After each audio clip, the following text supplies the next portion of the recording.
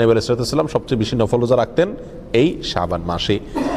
দ্বিতীয় নম্বর আমল হলো, যদি আগের বছরের কোনো রোজা কাজা থেকে থাকে তাহলে সেই রোজা এই শাবান মাসের আগেও যদি না রাখা হয়ে থাকে তাহলে অবশ্যই শাবানের মধ্যে কমপ্লিট করা।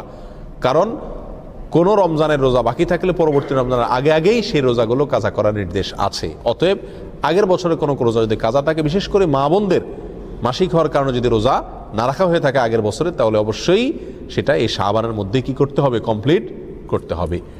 নাম্বার 3, এই মাস উপলক্ষে নিজেকে শিরক থেকে এবং হিংসা থেকে পবিত্র করার চেষ্টা করতে হবে। কারণ মধ্য শাবান রজনী, যেটাকে আমরা শবে বরাত বলি, এ রাত্রে জেগে ইবাদত বা দিনে রোজা এ সম্পর্কে সহিহ বা বিশুদ্ধ কোনো হাদিস না থাকলেও একটি হাসান পর্যায়ে হাদিস পাওয়া যায়, যার সারমর্ম হলো এ রাত্রে আল্লাহ সুবহানাহু ওয়া তাআলা সমস্ত লোককে সাধারণ ক্ষমা ঘোষণা করেন, হিংসুক এবং শিরকারী লোক ব্যক্তি ছাড়া, মুশরিক ছাড়া। অতএব এ রাত্রে সাধারণ ক্ষমা পাওয়ার জন্য